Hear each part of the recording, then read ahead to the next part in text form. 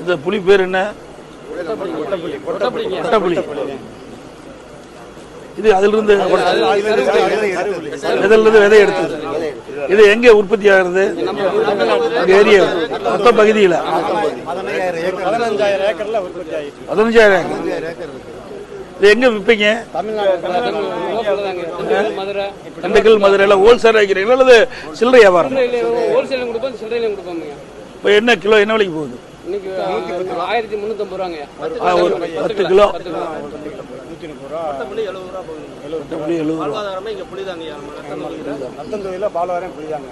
10 வருஷத்துக்கு முன்னால இந்த தொழில் தானே பண்ணி. புளி பதிங்கம்மா இந்த மாதிரி இருக்கிறத வாங்கி இந்த மாதிரி தயார் பண்றது, அதை உடைச்சி விதையை எடுத்துட்டு இந்த நாரையும் எடுத்துட்டு இதே அதே புளி தான். இந்த விதை இது எதுக்கு யூஸ் ஆகும், பயன்படுத்துவாங்க? இது என்ன கிலோ என்ன விலைக்கு விற்பீங்க? கிலோ 35 ரூபா.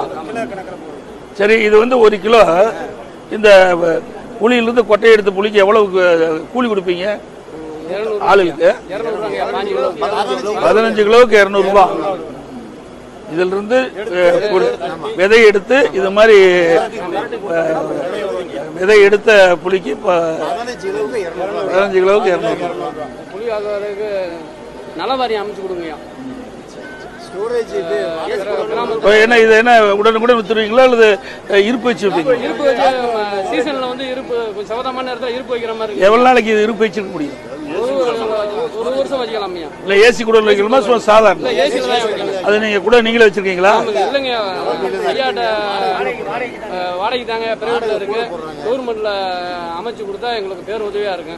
கொஞ்சம் சீசன் நேரத்தில் குளிர்பதன கிடங்கு வேணுங்கிறீங்க? ஆமாங்க. சரி, ரைட், வாழ்த்துக்கள்.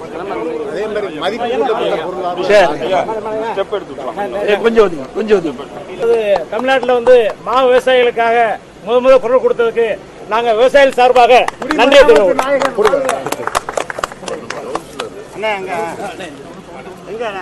நேராச்சு மழை வேற